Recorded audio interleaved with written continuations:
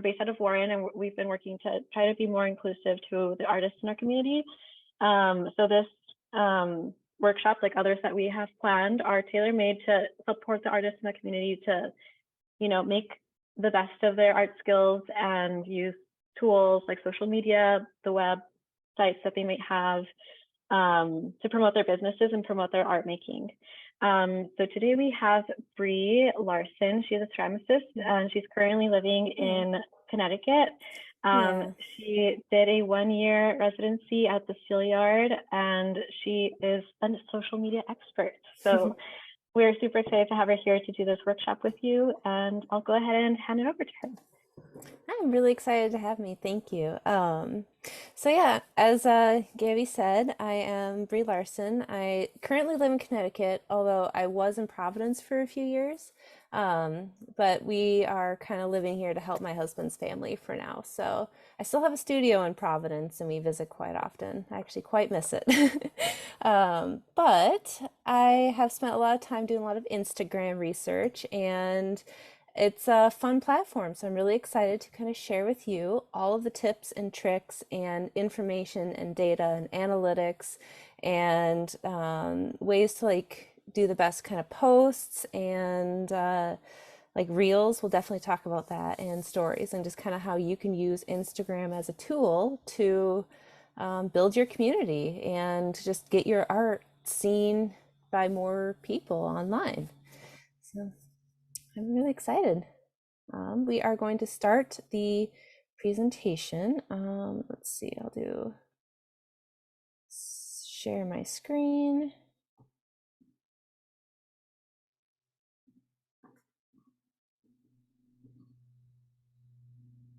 All right.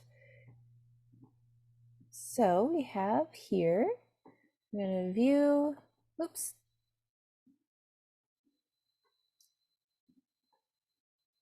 View slideshow.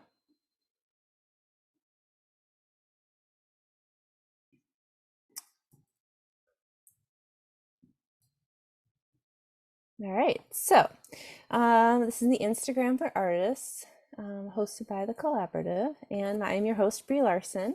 So we are going to cover general tips and to navigate Instagram, to use the app. We're going to talk about reels and videos versus images. We're going to talk about photo and video tips and how to prioritize your content release for the best results. How you can access and use your profile analytics, ways to optimize your post to make the algorithm work for you, and actionable ways to kind of build your community.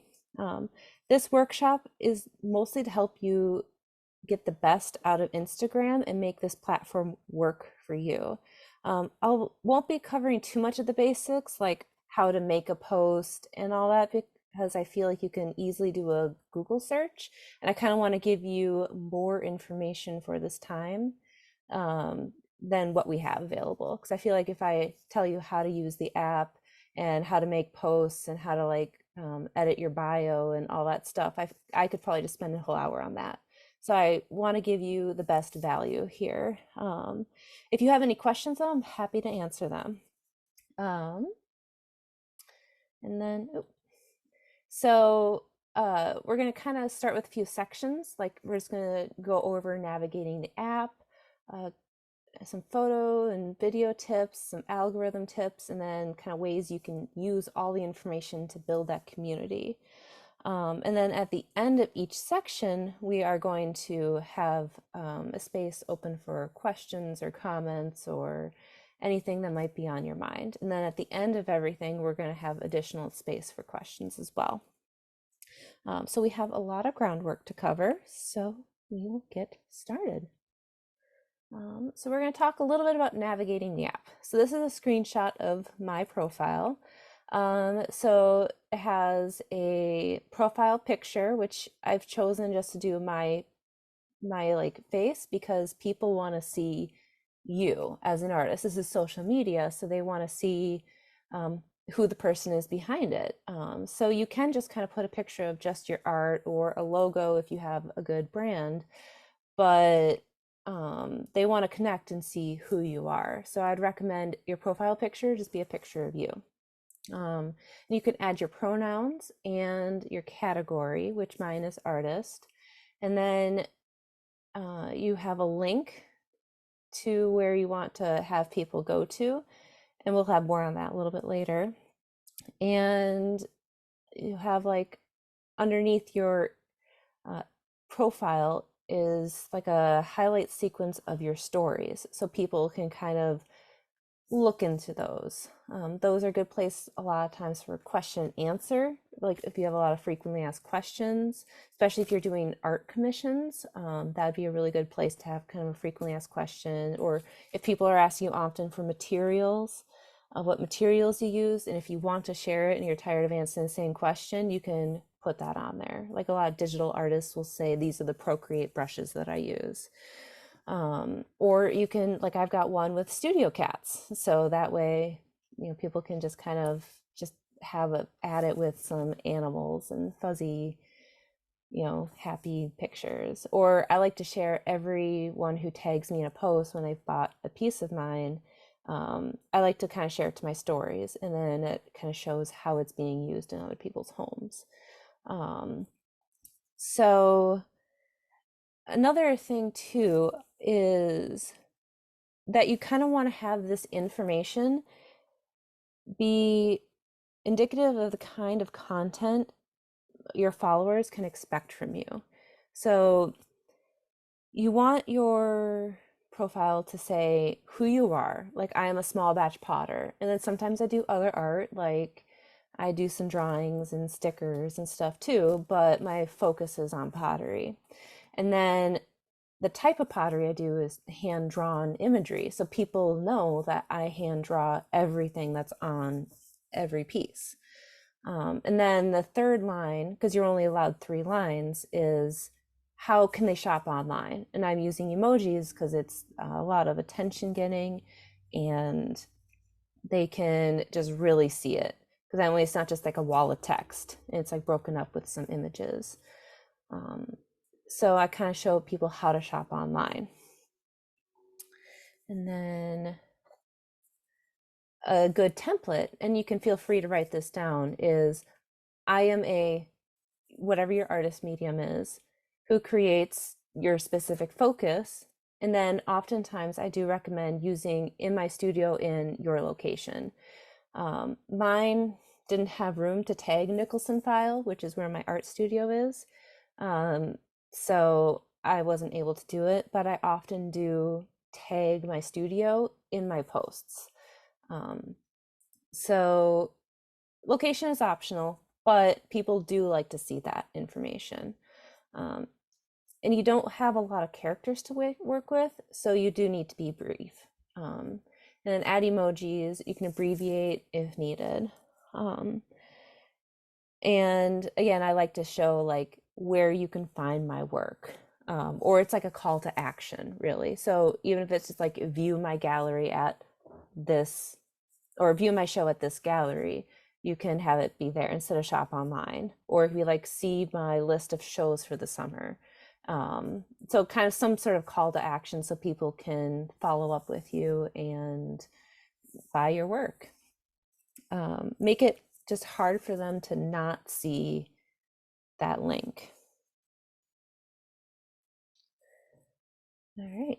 And so we're going to talk a little bit about the types of profiles. So a lot of Instagram starts off with a personal profile, which is pretty self-explanatory. It's just you can have it private or public, and it's usually just people sharing their lives. But there's a benefit of switching your personal to a business or creator profile. I currently have a business profile, and I can kind of walk you through and how you can change that. So you can kind of do it through the settings, which is that hamburger menu in the upper right corner of the screen. And then you have to go into settings and privacy. And then you have to scroll down to business, tools, and controls. And then go to switch account type. And then I can switch back to a personal account anytime I want, or I can switch to a creator account, which is a newer type of account because business accounts have been around for kind of a long time. Um, so, but in general, I kind of talk about a creator versus business account in a minute. But a reason to upgrade is you'll have access to insights, tools, and metrics to help grow your community. You can sell your products through the app or easily have a link in your posts that goes to your website.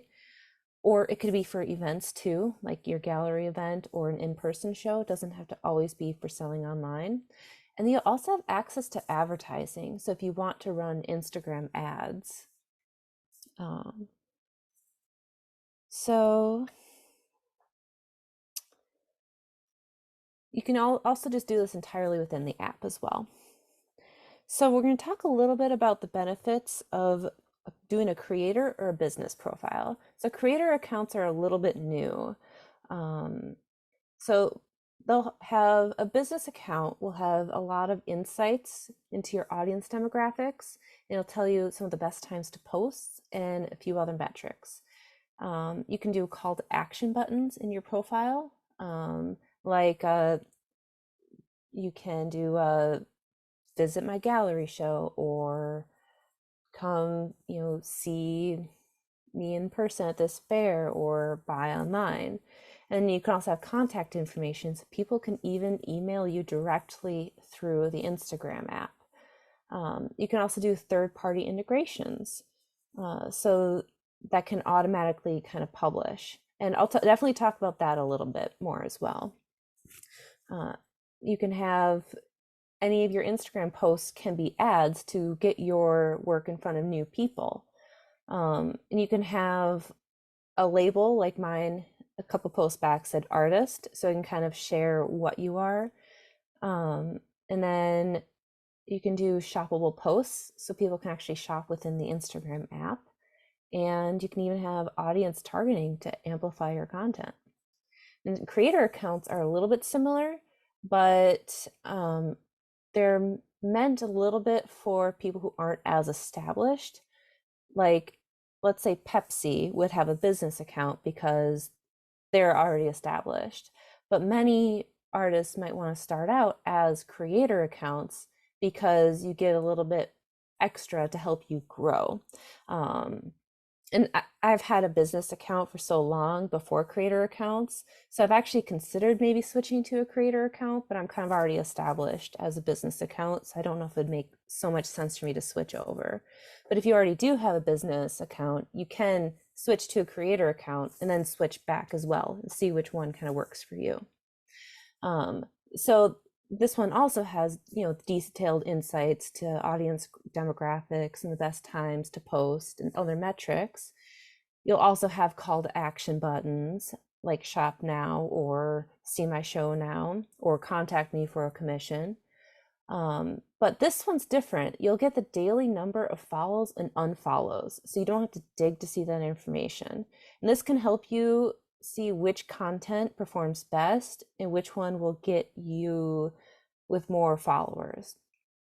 And then you'll also have access to Instagram's Creator Studio, which kind of displays all your stats in one location. And they give you a lot of resources because they want you to succeed. Because when people succeed on their platform, they just get more people using their platform. So they really do want you to do well. And then also you can sort your inbox into like a primary account, general account, and requests. And so this one I also have in my business account, but I don't know if it's because I've been on Instagram for so long. So sometimes I don't always see requests from someone who I am not following. They'll DM me, and sometimes I don't see that message right away. So this one, I'm not sure if it's really a good thing, but the next is it'll also give you a label, so it'll know what your specialty is. And so I just say artist, but if you make a lot of music, it'd be like kind of musician too. So we'll talk a little bit about the link in your profile. I do Linktree. It's a really good free tool to share multiple links. I was doing a call for bird mug pre-orders for a few weeks, and so I put that in my link. But then I also have a mailing list sign up, and then I also have work at a gallery. And so it's like I don't have to worry about trying to only have one link. I can have just this one link, and then this screen will pop up, and then people can just pick whatever link. And what's cool about Linktree is that it actually gives you stats. So the bird mug pre-orders, it tells me that it was clicked 237 times.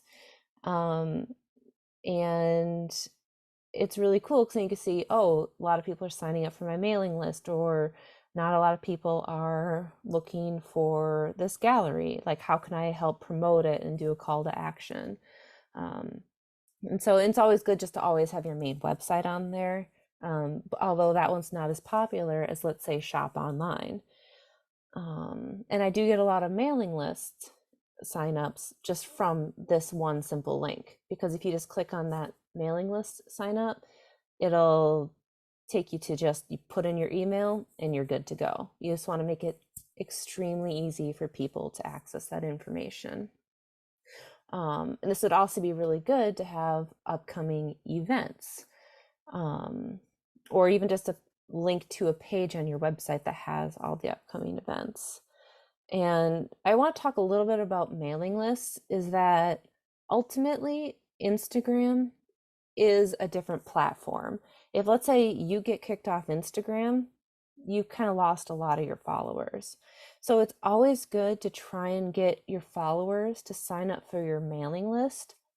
So that way, if you don't have Instagram anymore, or they stop using the app, they still have access to you. And then you can still communicate with your audience. And people sign up for your mailing list because they want to know more about you, or they want to see future sales or future events. So I think that is the number one thing any artist can do, is to have a mailing list. I've heard it from artists who've been working in the field for 40 years. I just cannot stress that enough. I know some people who don't have a mailing list, and when they have product and they're struggling to sell in person, they don't really have anyone to kind of reach out to and get the word out.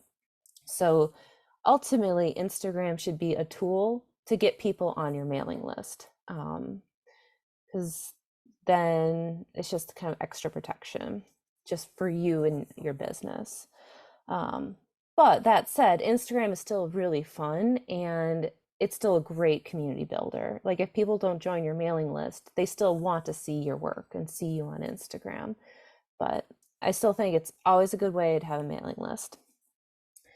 So let's see. And then also with Linktree, you can upgrade to get better analytics, but I don't really find it's useful for me.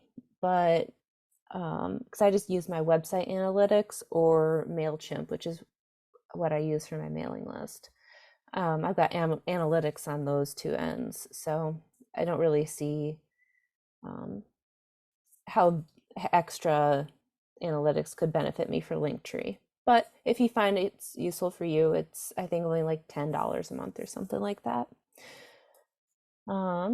And then, so also with metrics, you can access a lot in the Instagram app. So you're going to go to your professional dashboard. This is where you're going to find a lot of information. This is where you're going to find account insights. Let's say like how many accounts you've reached. So in this example, I've reached about 13.6 accounts, or K accounts, in the last 30 days. And then about 10,000 were non-followers. So you can see in that little bar graph, the white ones are non-followers and the blue ones are followers. And there was a little bit of a dip because I think that was around the time I sprained my ankle, and there was too much going on and I wasn't posting. So then when I started posting again, you can see there's a few days where the engagement kind of trickled down, and then when I started posting again, it jumped up because people were like, oh, hey, you're back. So it's okay to take a couple days off. It's not going to hurt you kind of in the long run. Like if something happens, life happens. Um, so I also tried out using a third-party scheduler to help me with all this because I have a 1-year-old baby and like life can happen. So I've been experimenting more with just trying to have that consistent posting. And I'll talk a little bit more about that when we talk about actual posts and kind of how you can build your community. But I will say I've started playing around with it and I think it has been really helpful because yeah, me spraining that ankle, I was just like, all right, I need to automate some stuff on my social media because I'm kind of a one person operation with creating the pots, shipping the pots, marketing the pots. Um, so in your professional dashboard, it'll also show you some of your top performing posts. You can see in your content, you can see your posts, your stories, and your reels.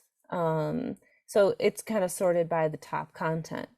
So on the far left, it shows some of the top posts. One of them was actually a crow mug that I made.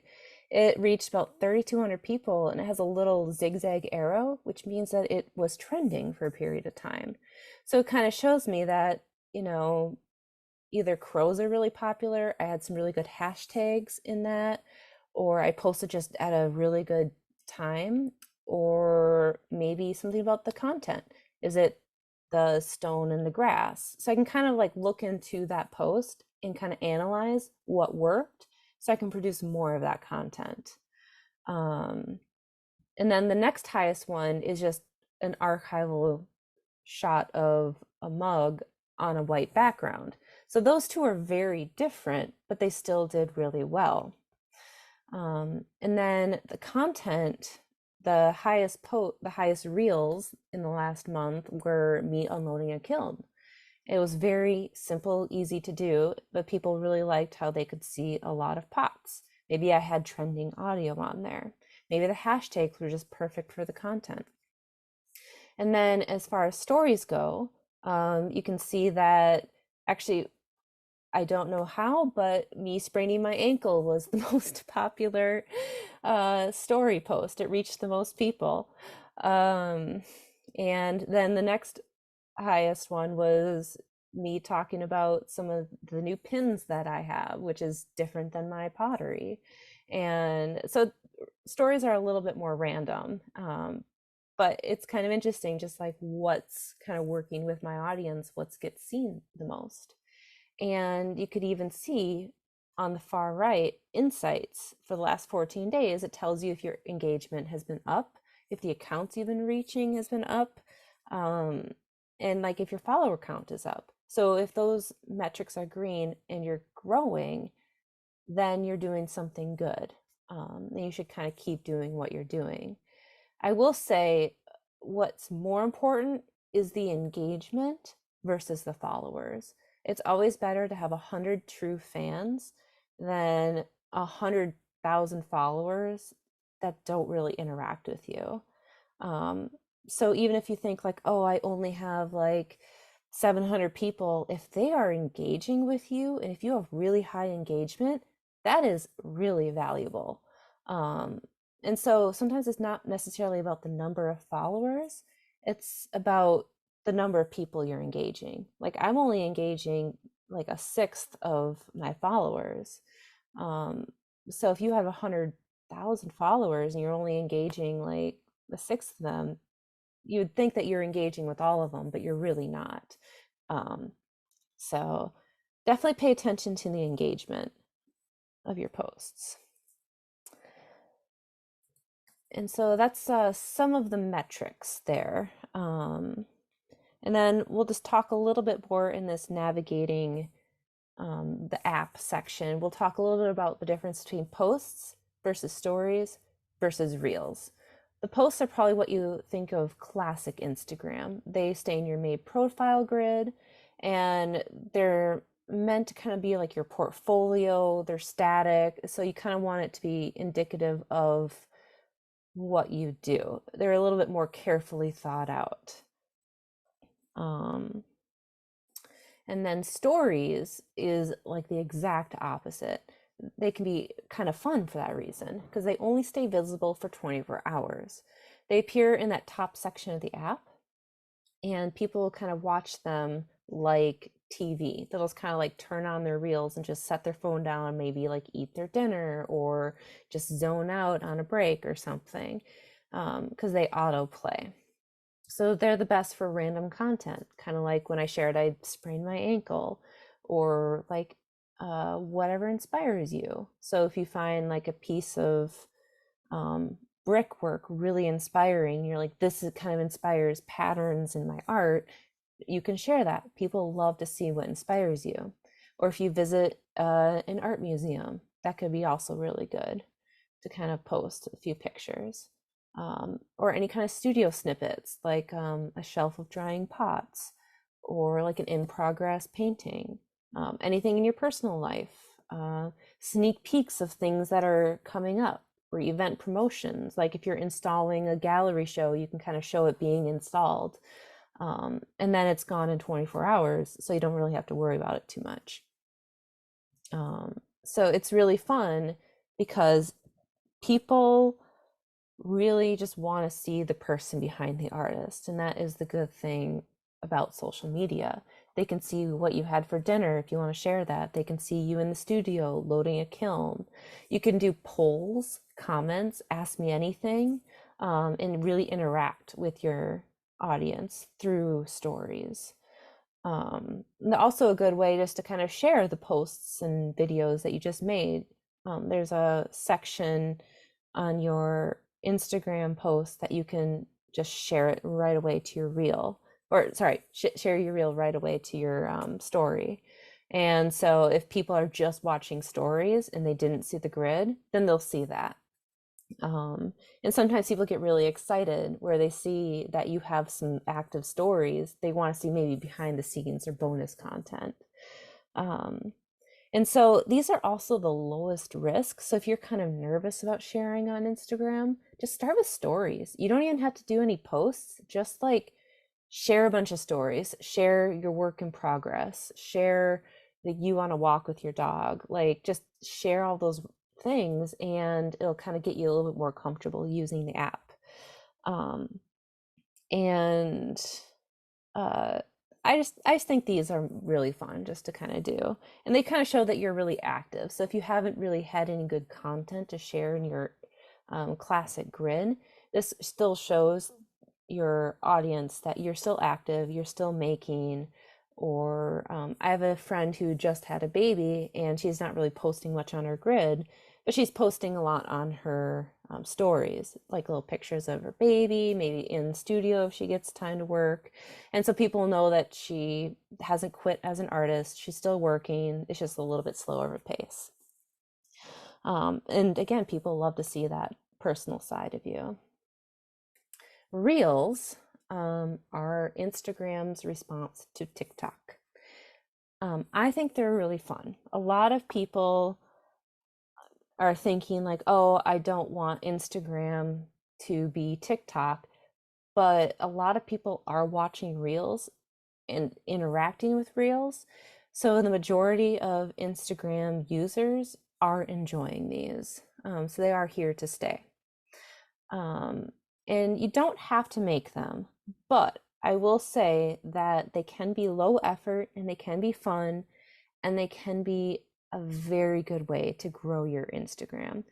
All of the artists I know who have gone from like maybe a few thousand followers to like 10K in the last few months have been because of Reels. They share a lot of Reels, like one every other day, one a day, and they're very simple. Um, they can just be an example of you unloading the kiln, or it can just be a phone. You can get like a phone holder that attaches to some surface in your studio. It can be a really quick way of just watching you work. People love it because they want to see you working in the studio. That's why open studios are so successful, because people want to see where you're working. They want to see you in action. And Reels are a good way to do that digitally. And you can choose to have them stay in your feed. I choose to have that because I feel like it kind of fleshes out my feed a little bit more and kind of shows more varied content. Um, and they can just be fun and lighthearted. And videos do show your art in person, like shows your artwork better, like as if it was in person. Um, because this, like a 2D image, can only show so much of your art, but a video can show more context. It can show how big your piece is. It can show it from all angles. Like with pottery, you can show it the sides and the bottom and the inside. A big painting can show for scale. It can show like what kind of frame it's in. It can show it hanging on a wall, or you can also show like close up too. So I would say that they're definitely worth it. Um, and because they can just be like really, really fun. Um, and then this is a little bit about using a third-party app to post on Instagram. I use the app Preview. There's a lot of apps out there, and I've tried them.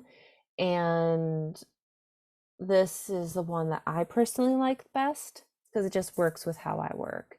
Um, it'll give you some insights like your top locations, your age and gender of your followers, which can kind of help you curate what kind of hashtags you're using or content you're using. You can do scheduled posts, and so you can kind of see them ahead of time and see how they work. Like especially, I am using a lot of, or I'm trying to like promote my new pins and stickers and stationery, but I'm mostly doing pottery, and so it's kind of different than what my audience is used to. So I can kind of pepper them in. And like the robin pin, I made sure to have a robin pin and then a robin mug after, and then a bird mug before, to kind of show people in context and how me branching out into stickers and pins is still relevant to the work I make in pottery. So it can kind of help you plan that out a little bit better. And I often will post 2 times in a day if I'm doing something so different. Just so people don't think that I'm all of a sudden doing stickers and pins now and then they unfollow me because they wanted pottery. They think I'm doing something different. So it can be it's okay to post multiple times a day. I wouldn't do more than two. I do like one in the morning, one in the evening. Um, but it kind of depends on what your kind of strategy as an artist in business is. But preview can be good to help you kind of plan that out. So that way it's not just like 5 posts in a row or stickers and pins. And I can kind of, or it's not just all thunderstorms, because that's not all I do. And so it can kind of help me make sure everything's mixed in really well. And then this app will even tell you some of your top hashtags. And so it can kind of, I had a show at the Northern Clay Center and I used that post a lot, and that was still a top hashtag. And so people are finding me through that hashtag. So they have a free version of this, but I do the paid version because it just gives me access to so many more things. It's only like $15 a month, and it really helps me grow my business. And so, yeah, I think that's it for just kind of in general navigating the app. Do we have any questions?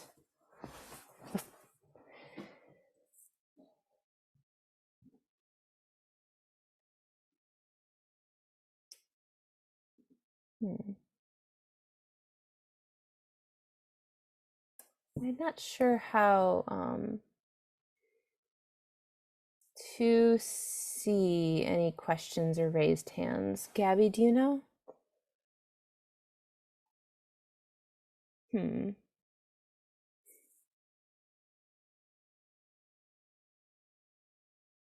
Oh, intimidated by videos. Any tips? Yeah, so we are going to talk about video tips. in the next two sections. So the next section will be kind of photo tips, and then we'll go into video tips. And then we'll kind of dive a little bit deeper into there. There is no fee for business or creator accounts. So yeah, someone asked if is there a fee for business or creator accounts? It's completely free. Elise asks, what's your opinion of the Meta Business Suite Planner? I don't like it. It's clunky. It like connects with Facebook and Instagram, and I just do everything in Instagram. Because yeah, the Meta Business Suite is not fun to use. And most of my audience is not on Facebook. I'll actually have a lot of things just automatically post to Facebook and just check in on the comments on Facebook, but I don't really do much with that. So, and then now that they're having a new response to Twitter coming soon, which I don't know too much about, maybe the Meta Business Suite will do better. Make it, it'll make it more relevant, but yeah, I'm not the biggest fan of the Business Suite Planner. Any other questions? Let's wait for just a moment.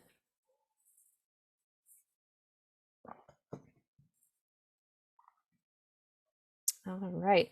So I guess we'll move on. Oh, do you have any tips for getting into a posting routine? Yes. That is hard.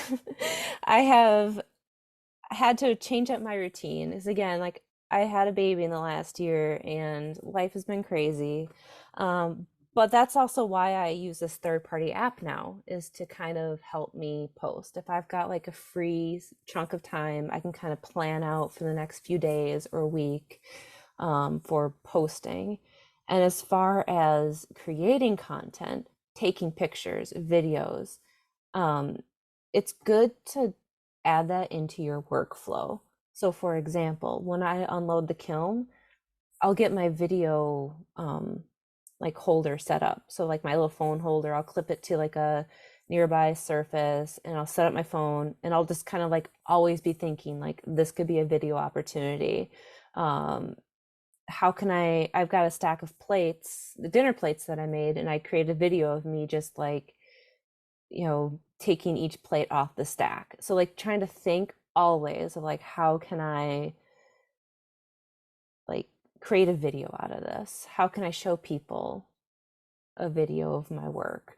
So kind of just getting into that mindset is step one. And step two is just to try and think like, okay, this mug I'm going to take a video of from start to finish and just kind of keep on that. And then also using a third party posting app to help you post, especially if let's say you have a 9 to 5 job and the best time to post is at 11 a.m. You can use that third party post to post just while you're at work. And then if your boss is like, oh, you're posting on Instagram, you can be like, well, I have it scheduled. I'm not like on it or something. So if anything comes up, then you kind of have like a way out as well. Does that help answer your question?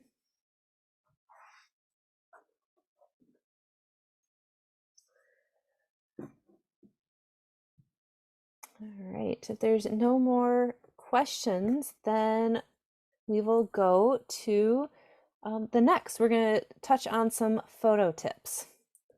And I will go on.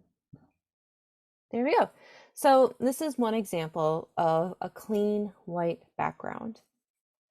You can use Photoshop or another editing app that changes the white balance. Like if you don't have Photoshop, there is Photopea, and that is a web browser. It's very similar to Photoshop, and I think that's free to use. It just has some limitations to it. I can't ever recommend just to remove the background because it looks really fake. You see how there's like a natural shadow underneath the mug and then a shadow on the white surface underneath the handle. And there's just like on the edges, there's kind of like these soft kind of gradients that kind of show the piece. If you remove the background entirely and just make it white, you're going to lose those little details and your piece will look very edited And people don't like it when something looks super fake. They want to see it real. Um, and so to achieve this, I use a photo booth. I use the Folio 3 photo booth. It was kind of an investment, but it really gave me better images. And it gave me better images for galleries too. And so once I got that photo booth, I started getting accepted into more shows because I just had better images to apply to shows. Um, and I like the Folio because it kind of folds up and you can kind of tuck it away somewhere in your studio when you're not using it, and it's really easy to use. Um, and then when you show a piece, you want to zoom in on it, not too much, because you need a little bit of space to breathe. But people are seeing this on their phone, so it can be kind of small. So you want to take up as much space as possible without the mug looking cramped.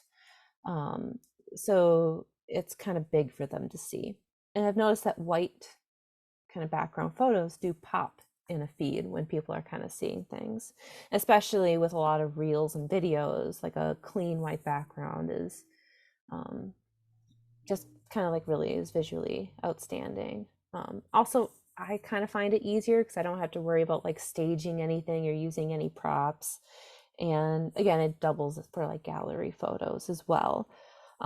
You can, to get like a really nice white background, I just edit, I go into like the curves in Photoshop, and then I use the white dropper, and then I touch the background. And so that tells me, or that I'm telling the program that that is supposed to register as white. And so then it will change the entire curves and stuff to have everything more true to image, brighter, and it'll make the background white.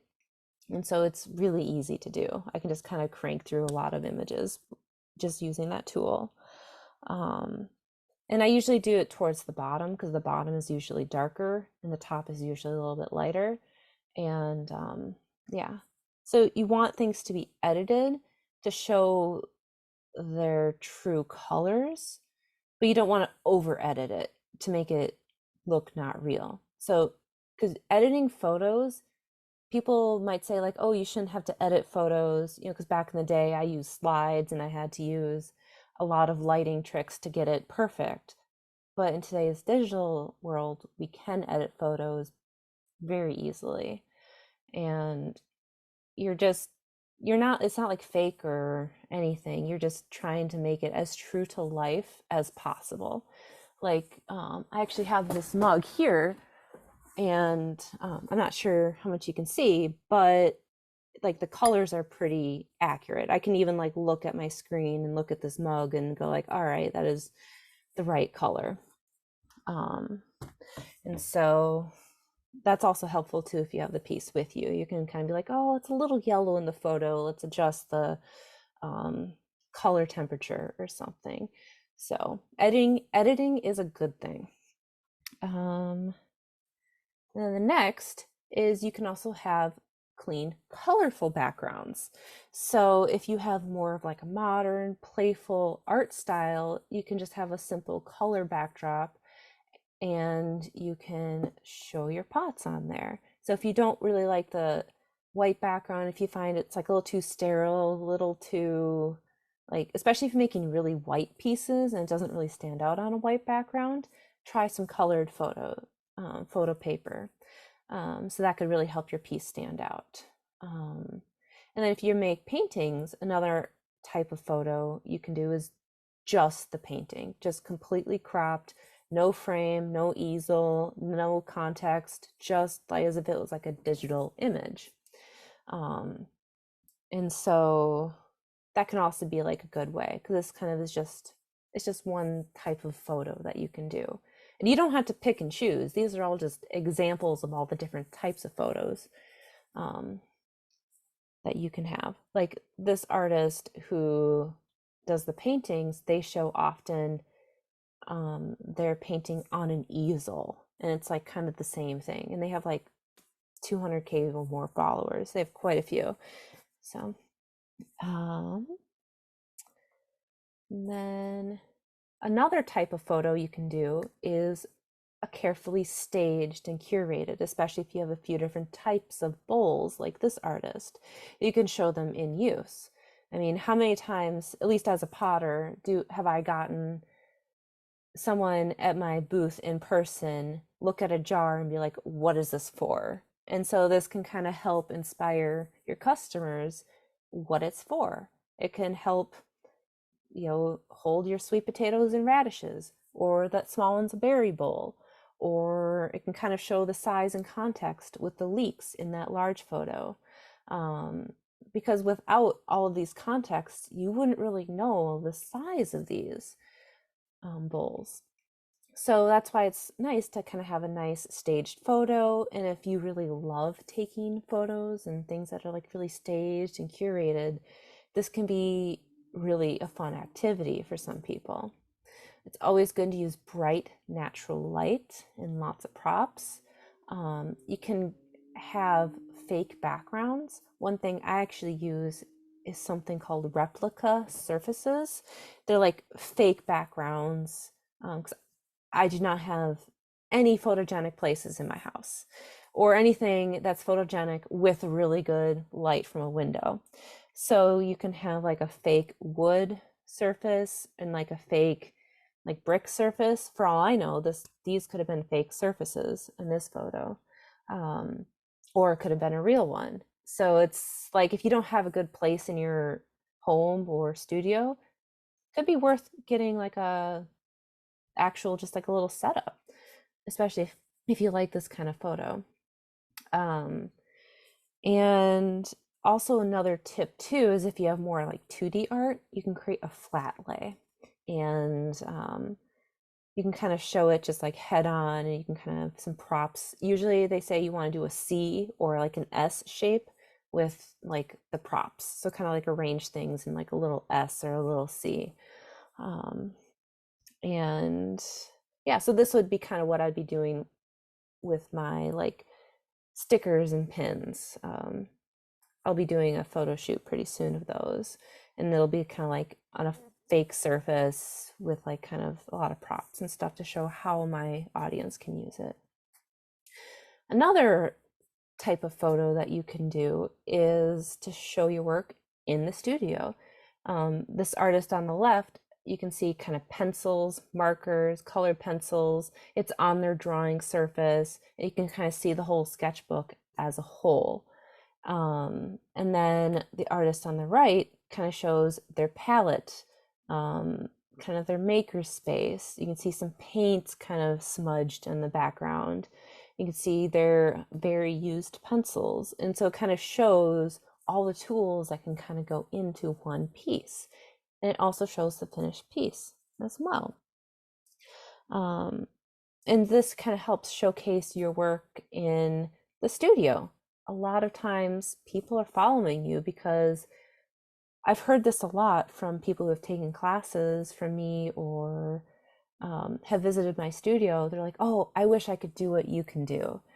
And so they kind of want to see what the life of an artist is. And that's what social media is really good for, is to kind of show, this is my palette, this is how I paint, and this is my studio, this is how I spend all my days in the studio. And so people really like to see that. Other photo tips, again, with editing is editing is a very good thing.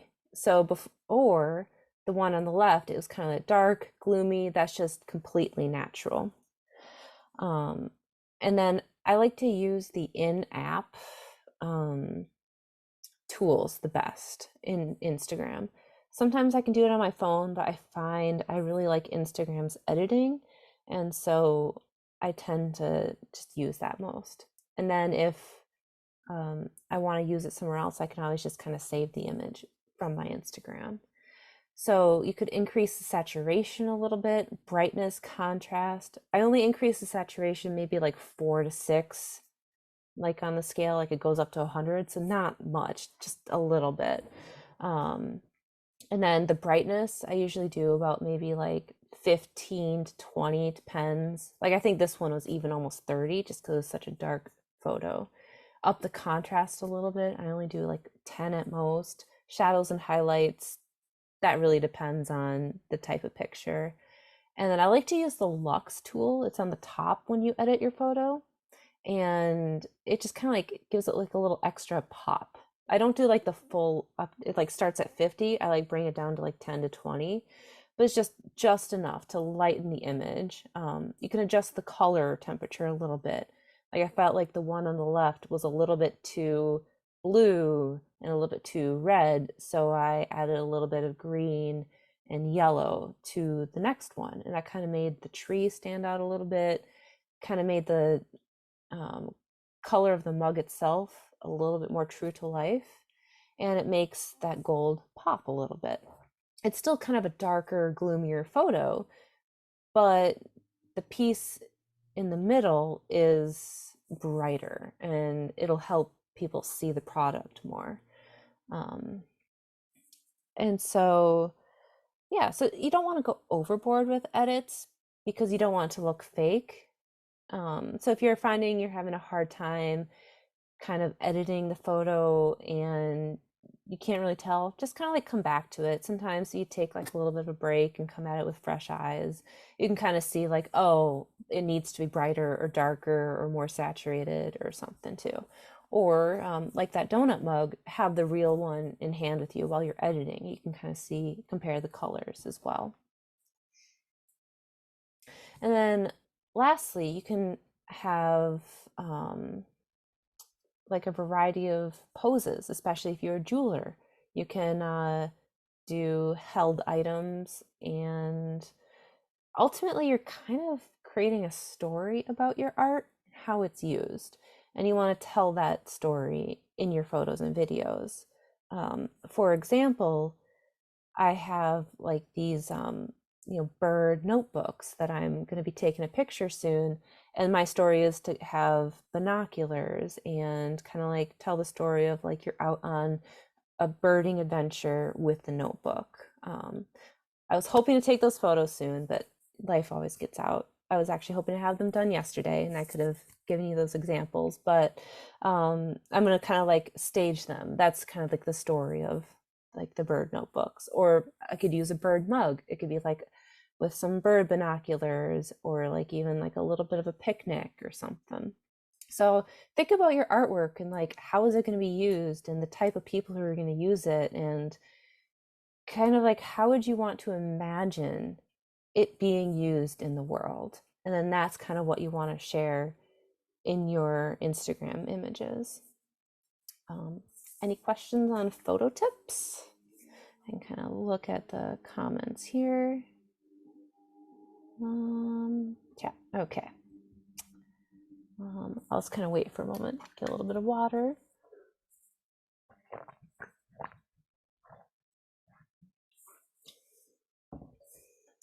And then after this, we're going to talk about video tips and reel tips.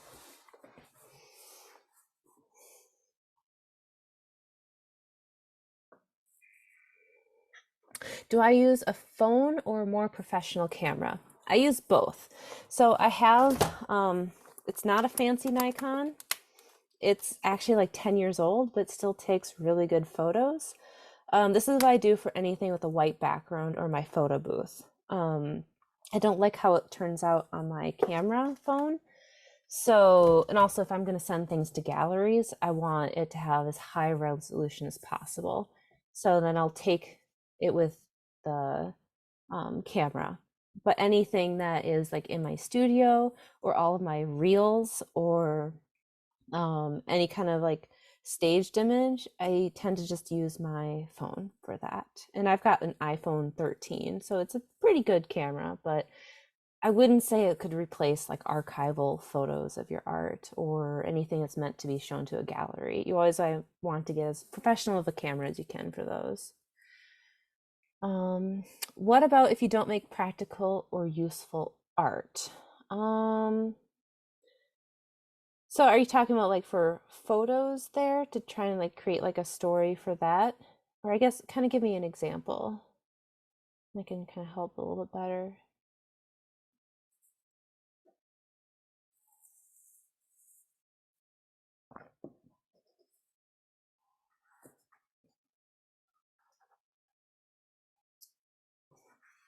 Yeah, while Lisa's answering, is there any other questions? So I'm a cartoonist. I'm struggling to think about how to put my work in a useful context. So that one's actually a good question. I follow a cartoonist and they are posting a lot. So one thing is they do the story of how that cartoon came to be. And I would say they have like a really entertaining and funny Instagram. And then there's actually a potter as well that I know that does a lot of cartoon sharing. And so for you, it'd be less about the context of how it's used and more about the inspiration behind the piece. Like, start with the story of how you came to come up with this cartoon, or if it's about a joke, like how did that joke come into real life? Is it like a political satire? Talk about that. And so I think for you, it would be more of kind of focusing on your inspiration, how this idea came. And then a good tip too for you is to kind of share your life as a cartoonist. Even if it's like you are struggling to come up with an idea for a cartoon, you're just kind of sitting there with like writer's block or artist block. You can even share that on social media of like you can draw a picture of yourself. Or you can come up with like fun challenges for yourself. I've seen I don't remember what month it is, but I've seen a lot of cartoonists sort of like draw your day for every hour of the day. I've seen that come up a lot. So you can kind of hop on any kind of, yep, hourly comics day. Yeah. So that could also be like a really good way to do that. So there might be more challenges. So that could also be really good for social media as well. Um, but there's one artist who I think has a successful Instagram. I think his name is like Mike Dawson. And it's just always kind of funny. Uh, yeah, and come up with your own challenges too. Um, yeah, Mike Dawson. So he's kind of like the one I'm thinking a lot too, where he just kind of shows himself like as a cartoonist. A lot of his cartoons are about him and his life too.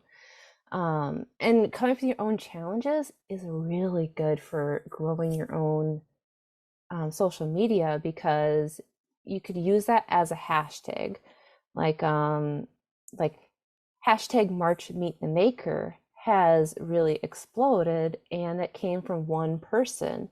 And so they kind of made it a thing, and it really just grew their Instagram and it grew their community, really.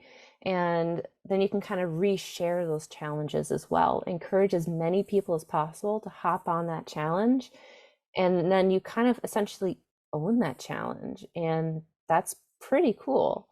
So there's a lot of ways you can do it. It's a little bit different, from like, functional pottery or like painting and stuff, but there's a lot of really fun ways that you can go with cartoonists.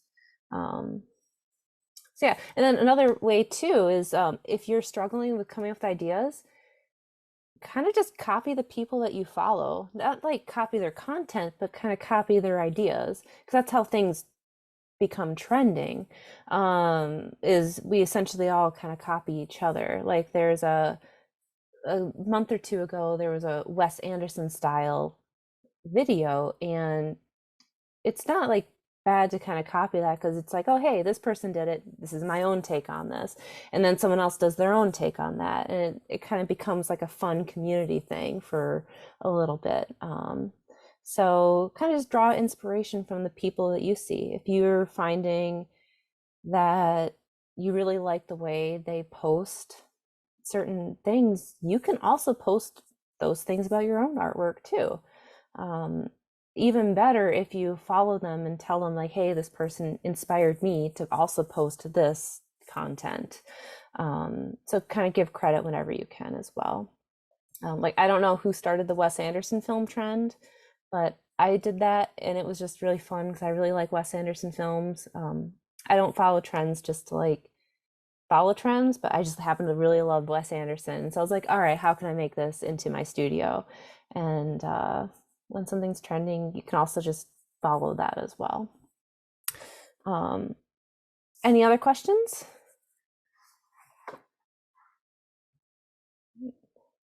If not, we can also kind of take questions at the end too. So if you come with a question, it's totally fine. All right. Oops. Video tips. We're going to talk about videos. Oop. There we go. So we're going to talk a little bit about reels. They are incredibly popular. So again, you don't have to do them if you don't want to. And like if you're a cartoonist, I think there's a way on Procreate or even your iPad that you can actually record you drawing. That could be a really good Reels idea. It could just be like a time lapse or even just like one, like draw a nose with me or draw this one scene. It doesn't always have to be like a how-to. It could just, someone just wants to watch you do it. Like if they're just visiting your studio, they just want to watch you work. That's why like at all these in-person events, demonstrations are so popular because people just want to watch. That's essentially what reels are. So I know I mentioned earlier, but they are a very good medium to see 3D art or even, like drawings. That's kind of not really 3D art, but it is 3D because you're drawing on a sketchbook, on a piece of paper, or you're painting on a canvas or a mural or something. And it kind of can be really good to show that versus just the 2D photo. It also can be really good to show how much work goes into a piece. So when someone says, "Why is your mug so much?" you can show them all the steps, all the time that it takes to build this mug. Or if someone says, especially if someone says, "Oh, your work is too expensive," you can be like, "Well, look how much goes into that." And it just builds appreciation. I know artists who there's one artist, I think it's Silver Lining Ceramics. She recently changed her name. It used to be another Seattle artist. She sells her mugs for like $500. And she's really good at showing all of the work that goes into a piece, how many times it gets fired. And her work sells out in like minutes because she's just built that really good community. And that's another why video and social media can be really useful as a working artist because it educates people how much work goes into it. Because people are comparing, like, again, I'm like a potter, so I use mug a lot, but people might go to your booth in an in-person show and say, "Why is this mug not $15 like it is in Target?" Like people are trying to make that connection. They want to know. And so social media can be really good to, build art appreciation. And the best videos are just simple and easy. You don't want to spend a lot of time on it. During the pandemic, I used to spend a lot of time on social media videos because we just had more time. We were just sitting in our house. And so I did a lot of time lapse, and that is a lot of work. So I don't do those anymore because I just don't have the time. So I just do simple and easy, and that still does really well. And they don't have to be like super special or super professional. Like they don't have to be like a TV commercial or TV show, but so they can just be your simple studio lighting, as long as it's not like dark and gloomy. I mean, natural light is always good, but yeah, they don't have to like be a lot in order for them to be successful.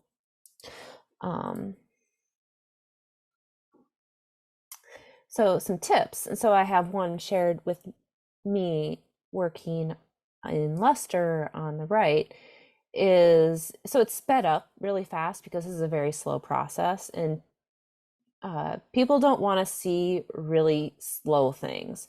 They kind of want instant gratification. So if you're showing some work in like a reel and you're like kind of doing like really slow work, maybe have like the first second or two be like really slow and then speed it up. Because people are just going to scroll by if they get really bored. Because you want it to be attention getting in the first couple seconds. I've even seen some of my analytics on my reels, and sometimes people don't watch for much more than 5 seconds because they want to go to the next thing. It's like we kind of live in this like really fast-paced social media world. And so you want it to be like really engaging, always have a reveal. Like people get so frustrated when, let's say they saw the red and they're like, what's the point? Like, why is it red? But after showing it after it's been fired and then they see the gold, they can see that transformation. And I've seen a lot of like videos too on social media where they show one thing and there's so many comments to be like, okay, but what next? Like, what's the reveal? Why show this without the reveal? So people kind of get a little angry about that. Um, and so it can kind of take like maybe a couple weeks just to finish this one video, but I just kind of had my phone clamp right above my work and I did a whole bunch of these and then I finished them up when I unloaded the kiln. And you can also add music that fits your theme of work, especially if it's trending audio. When you search for music in the Reels Instagram, it'll have that little zigzag arrow pointing up, and that'll tell you if it's trending or not. And sometimes you can find work that just fits. Like I don't always do trending audio. Sometimes it just doesn't really feel like it fits well. Like I recently shared a video of me changing a thermocouple in my kiln, and like I had kind of more of an electronic-y kind of music in the background. Um, and so it kind of seemed like it fit, but that electronic-y music didn't really fit well with my pottery of like thunderstorms. Like I just don't think the theme would be the same. And so for that one, oh, I don't remember what music I used, but I've been gravitating a lot towards like Neil Young and like David Bowie and Tom Waits for some reason. It's just kind of like where my head's been at. So I just kind of tend to pick an artist I like, or I choose something that's like really trending that seems to like I'll search for something new. So some ideas for videos. You can do stop motion, which is a lot of work, but if you find that really fun, then by all means. You can do it in the Life Lapse app. That's a really good one for stop motion or time lapse.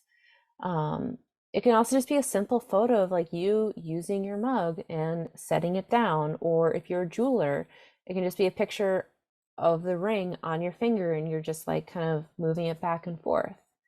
I'm a potter, so I kind of show it coming out of the kiln and kind of shows the piece. So that's the fun thing about Reels is you kind of see the whole piece in 3D, and I'm sharing a lot of details that you wouldn't really see in context of like a 2D photo. I tend to make all my Reels in app because I just really like the way it creates videos. And it kind of like saves it as well. And I don't really like doing videos on my phone too much because it kind of gets lost in the shuffle. Again, I have a baby, I take a million photos of her, and it's just sometimes I can't find that video because it's lost in the shuffle. So if I take the pictures and videos with my camera in Instagram, it'll just save it right there in the app, and then I can kind of go into the app and see what content I want to post. You can also use iMovie as well if you have an iPhone. I don't know what Androids would have. I don't know if they have something built in. But and if you're like a 2D artist, even just again, a time lapse of you drawing or a recording if it's a digital art, those do really well because people just love to see that. And especially if it's like really fast, you don't have to show every step either. You can just like show like the beginning, like you mapping out your drawing, and then just like a few strokes of the pencil, and then zoom out. There's your finished piece. Because people don't want to see the really slow process. They want it condensed and hyper fast. They want instant gratification. The best reels are sometimes like 30 seconds or less. So again, they don't have to be a lot.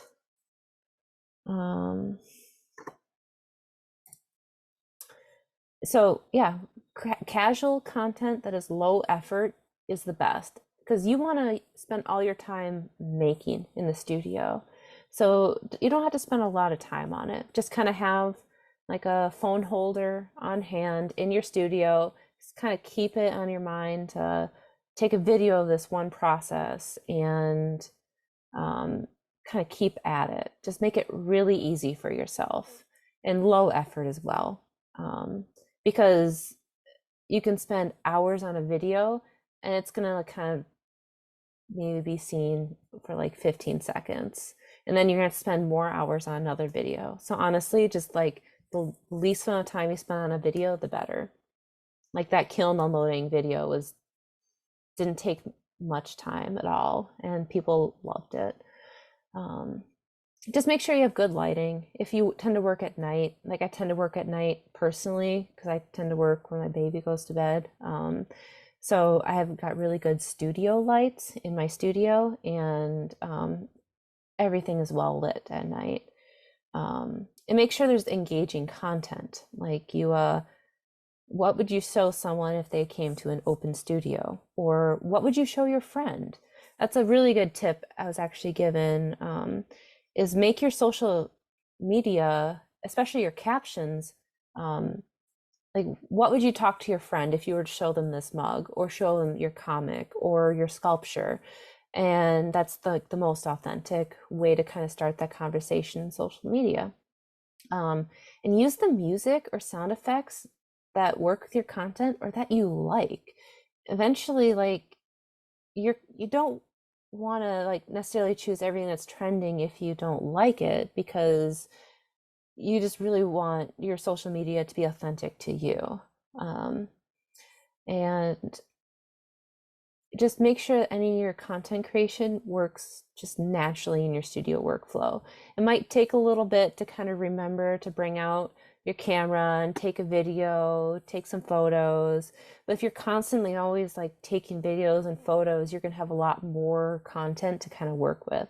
Like I might take 5 photos and only use 1 for my social media. And just make sure it's easy for video content. It could be a montage of you working on your art and then show you finished piece at the end. It's like, I have seen so many of them. And if something really resonates with your audience, keep doing that video content. Like, I know I mentioned another Seattle artist, or I think it's Silver Lining Ceramics now, but she does like glitter resin and then like adds it to her mugs. Like how many videos has she shared that have just been that and then showing the finished product? Like a lot. But people love it. They want to see that more and more. So those kiln unloads, it was really popular. So now every time I unload a glaze kiln, I'm going to make sure I have that video. Actually, the last glaze kiln my studio mate unloaded for me, and I almost debated loading everything back in the kiln and then trying to take a video out of it, but I just didn't have the time. So, like make it work with, your workflow. But if something works well, like just spam it, keep doing it. Like people want to see it more and more, and then they're going to follow you because they know what to expect. So any other questions on making videos? Or any kind of video inspiration or tips?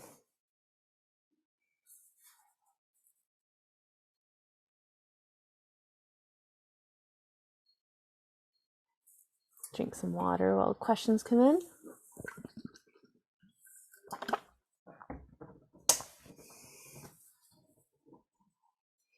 And the next is we're going to talk a little bit about the algorithm and how to build your community as well. Elise asked, do you have any special equipment that you use for shooting video? Other than just, I have my phone, and then this is the, like kind of just a phone holder. It like clamps to a surface or a shelf and just holds my phone, and I can kind of manipulate it. This is all I use, and just my studio lights. So You don't have to get any fancy. I think that was like a $20 clamp too. You don't have to get anything super fancy. Um, I see a lot of ads for like really fancy like ring light clamps, and they're like $100 or $200. And it's like, I mean, if you have the budget, I mean, try it out, but you don't need anything that fancy just to create really good content.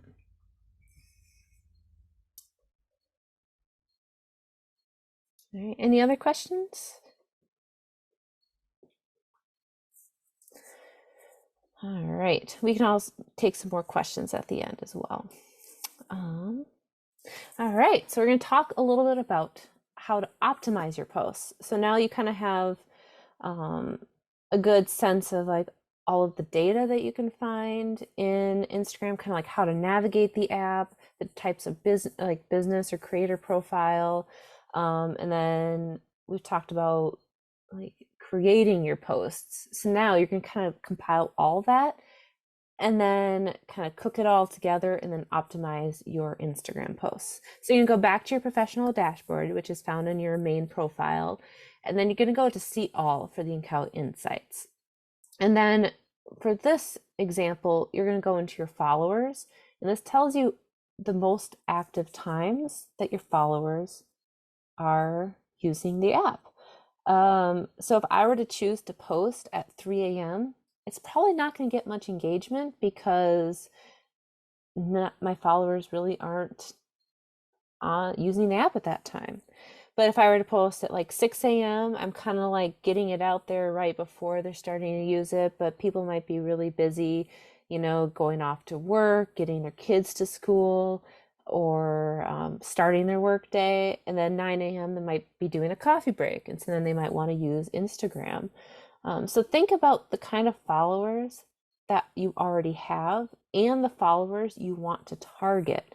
Do you want to target like people who are in the middle of the night shift and need a break or need to have some entertainment or on social media? Then you might want to post in the middle of the night. Are you trying to target professionals who work in a 9 to 5 job? You're probably not going to want to post right at 9 a.m. because that's when they're starting their work. You're going to want to maybe post during their lunch break, or like 3 p.m. would be like a good like middle of the day slump where they might want to take a break from work and hang out on their phones. And it's interesting. You could also see the days. Each day is pretty much the same. Thursday might have like a slightly higher interaction, but people are using the app pretty much every day. You'd think maybe on the weekends they would use it less, but it seems my followers are using Instagram every day, which is kind of why we'll talk about later, but consistency is key. And then we'll talk about hashtags. These are essentially search tools. So they're the best way for new people to find you, and they're the best way to get your content seen by people who are not already following you. So it's good to share stuff with your followers, but if you want to grow, you have to target people who are not following you. So you want to be as accurate with your hashtags as possible.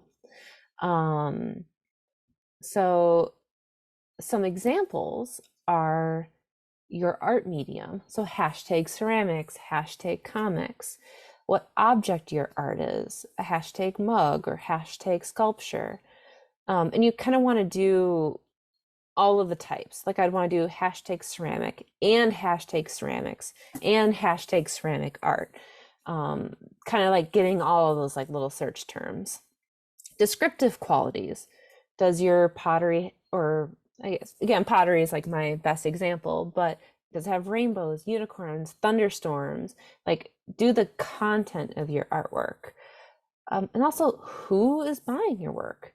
Like someone who's following the hashtag cloud lover might have a lot of pictures of clouds, and then they see a picture of my cloud mug. And so it kind of targets people who are really interested in clouds. Sapphire lover, if you're jewelry, this hashtag could be really good for someone who loves sapphires and you work with sapphires. Mug collector, people love collecting mugs, so I try to like show a finished piece with mug collector. Something that wouldn't be accurate is to maybe have an unfinished mug be hashtag mug collector, because the mug collector doesn't really want to see something that's not finished yet. They're going to want to see the finished product. They're already ready to kind of buy or show off their finished piece. And then do your location. So hashtag Nicholson File or Nicholson File Artist Studio, I think is technically the big one, which is kind of why it doesn't fit in my profile because it's so long. And so, or like hashtag Providence, or if you're selling a Providence flea, you could do hashtag Providence flea. And then using event or location hashtags is a really good way to build your local community or tourist community as well. Or if there's an artist that you really like and is kind of similar to the stuff that you're making, look at what hashtags they're using. And are those hashtags relevant for you? Because you can kind of click on the hashtag and it kind of show you all the posts. And if it looks like content that you're making, like does your work belong in this collection of images or videos in this hashtag, start using that hashtag.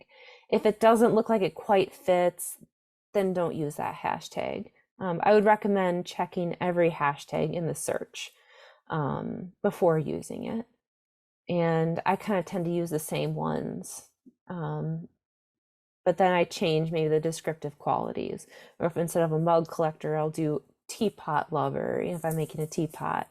Or something I'll do too is just pottery video. If I do a pottery video or like a reel, because people want to see more of that. So it kind of like depends on your post. The best hashtags to use are the ones that are actually not super popular. You don't want something that's like 1,000 or less than 100, unless it's very specific, like Nicholson File. I would still use that.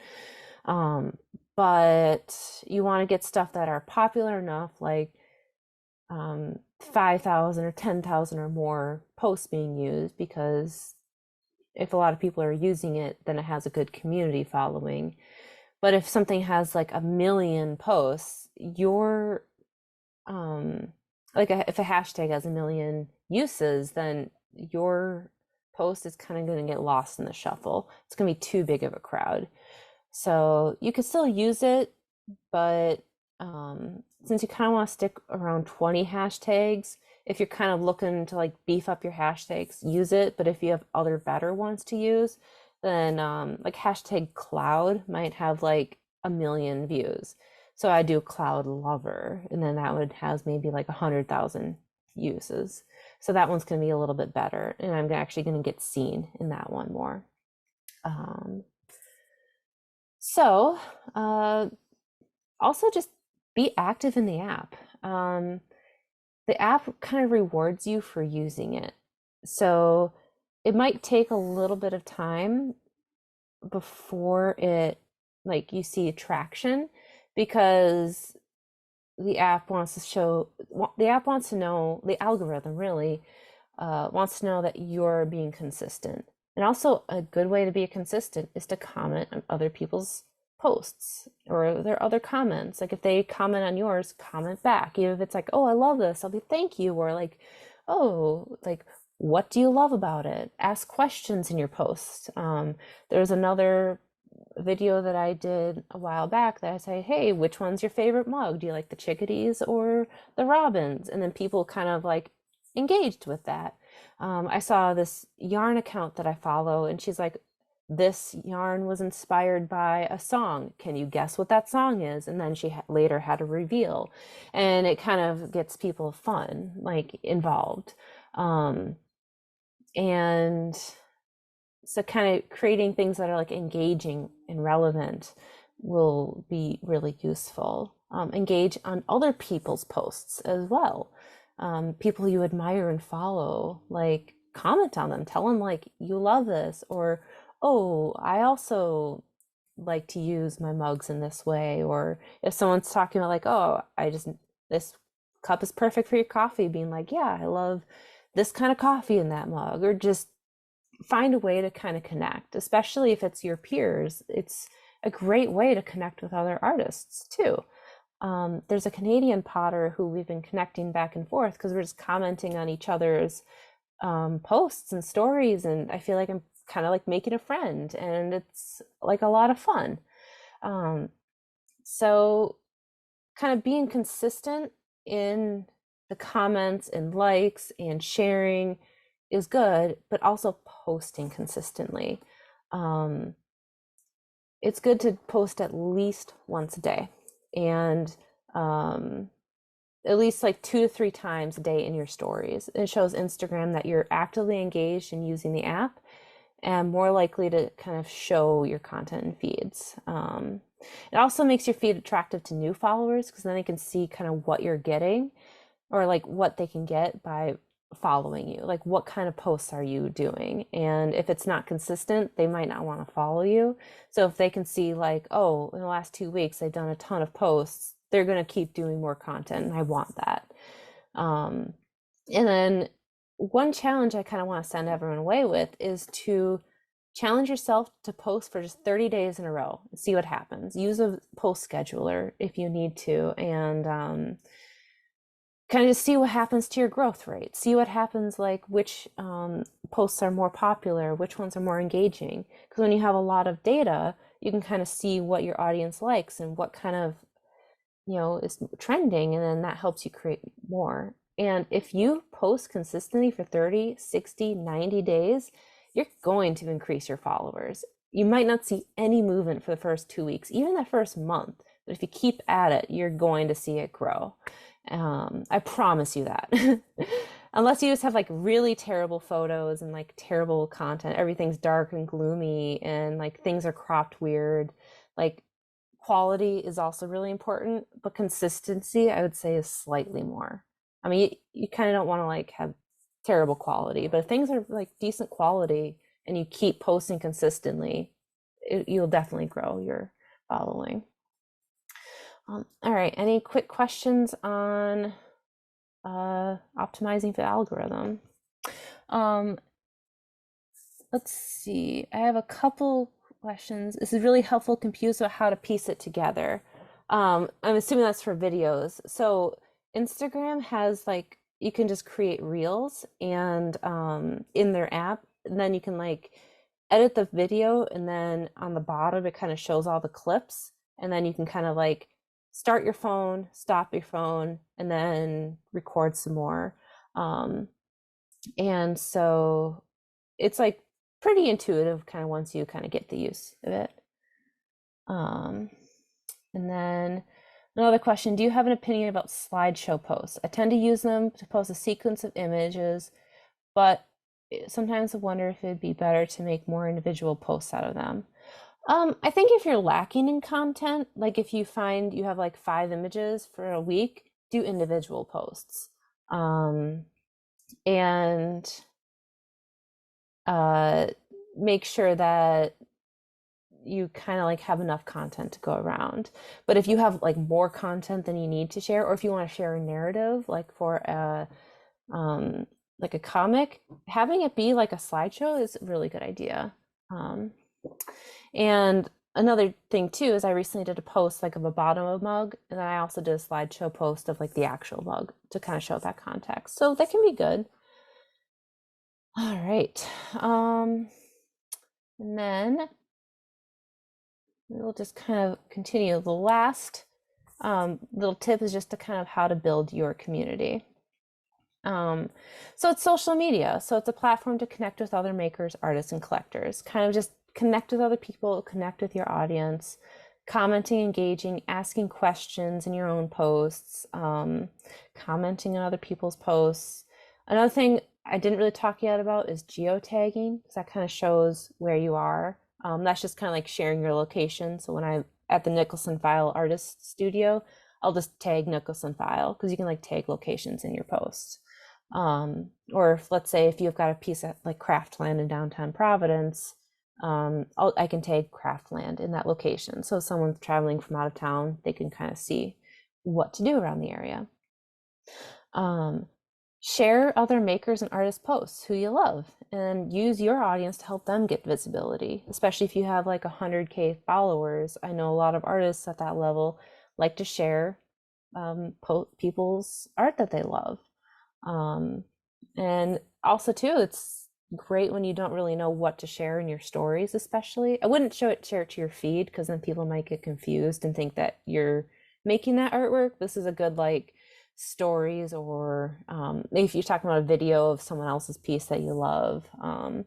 So yeah, definitely not in like your main feed, but stories and stuff. So yeah, just kind of like hang out with other people, talk to other people, and kind of like share work that you love. Um, and it's just a way to like humanize yourself as an artist. All right, and that is kind of all that I have. Does anyone have any questions? I know it's a lot of information that I dumped on you, but I hope it was all helpful. I'll take a drink of water again, and then have any questions flow through.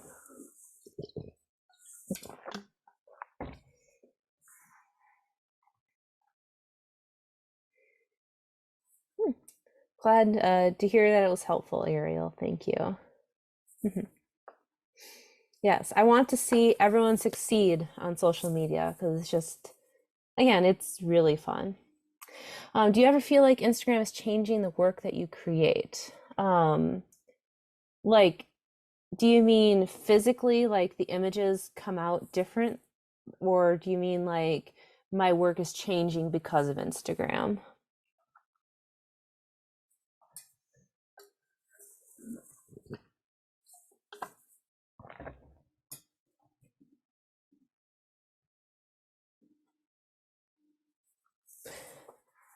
So I would definitely say, okay, pushing you to create in a certain way to please the algorithm. I wouldn't ever create work to please the algorithm because ultimately, algorithm serves to get your work in front of other people, and the algorithm essentially rewards you for just using the app. So it doesn't really reward you for the content unless it's like maybe trending audio or the Wes Anderson trend. That kind of stuff will please the algorithm, but the actual work I make, the algorithm doesn't care.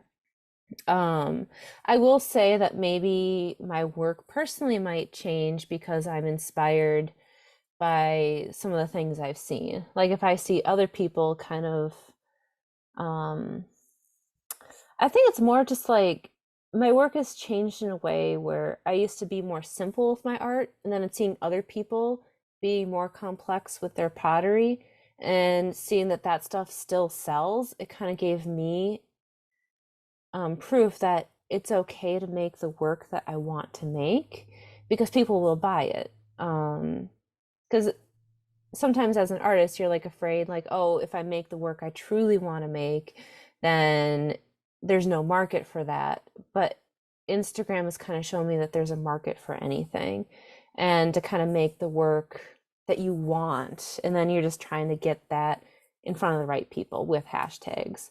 So if anything, my work has changed in a good way from Instagram because it's just nice to finally be like, oh, I can spend 2 hours drawing on a mug and it looks really good. And people also think it's really good and they buy it. So it's like, yeah, in a way it's good. But don't ever try to make work to please other people, though. I just don't think that you would enjoy it. Even if, let's say, someone bought like a huge order of work that you're making and you don't really want to make it, you're going to burn out and you're not going to enjoy it. So I would say try to stay authentic to yourself as possible on social media because people are just going to gravitate towards yourself for that. And you're going to have a much happier time as well for that. Any other questions? Yeah. Glad to see it was helpful, Elise. And if you have any other questions too, feel free to kind of message me or something on Instagram too. Sometimes, again, I don't get messages all the time because if like we don't follow each other, it like goes into like a different like hidden like inbox, and sometimes it shows it to me, sometimes it doesn't, and sometimes I'll see it like a week later and it gets weird. But I guess that's my only complaint about the app. But feel free to kind of reach out too if anyone has any questions. But